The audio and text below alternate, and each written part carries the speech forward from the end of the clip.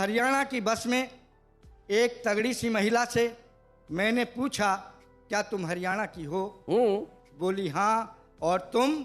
मैंने कहा मैं भी हरियाणा का हूँ। बोली रेसी किया पहलवान, यो बात कह के काहे को लड़ाई की जड़ बोबे है, थारे से तगड़ा तो हमारे यहाँ बालक पैदा हो गए। क्या बात है भाई, बहुत अच्छे, बहुत बढ़िया। एक और रचना आपको देना चाहता हूँ इस देश की पुलिस के सम्मान में जी। चोरी डकैती घूस हो पुलिस चाहिए। चोरी डकैती घूस हो पुलिस चाहिए। पुलिस चाहिए। धार्मिक राजनीतिक या लड़कों का जुलूस हो पुलिस चाहिए।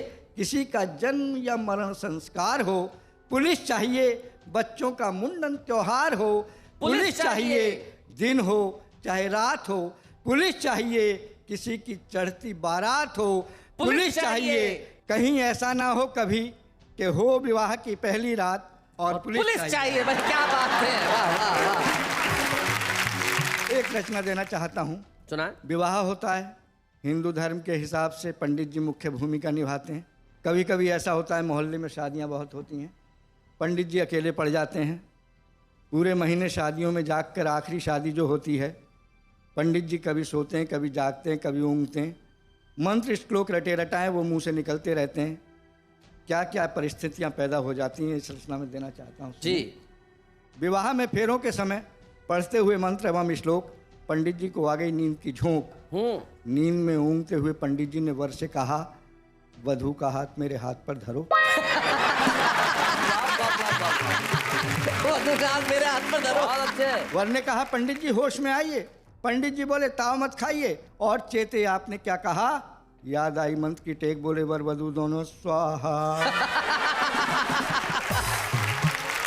वर ने पुनः कहा, पंडित जी घृत का दिया बुझ गया है, इसे तो बाल दो। पंडित जी बोले, अपने आप जल जाएगा, हवन कुंड में डाल दो।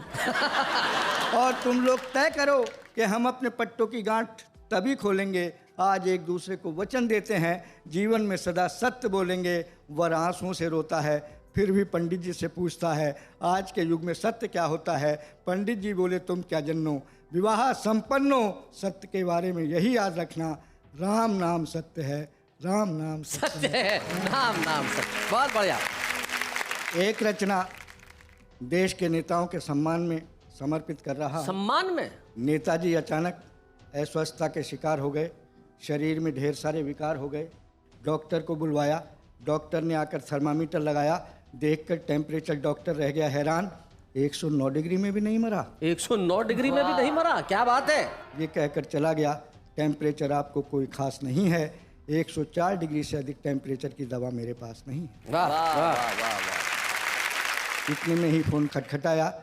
नेताजी ने उठाया, हेलो कौन? मैं भगवान बोल रहा हूँ। मौन?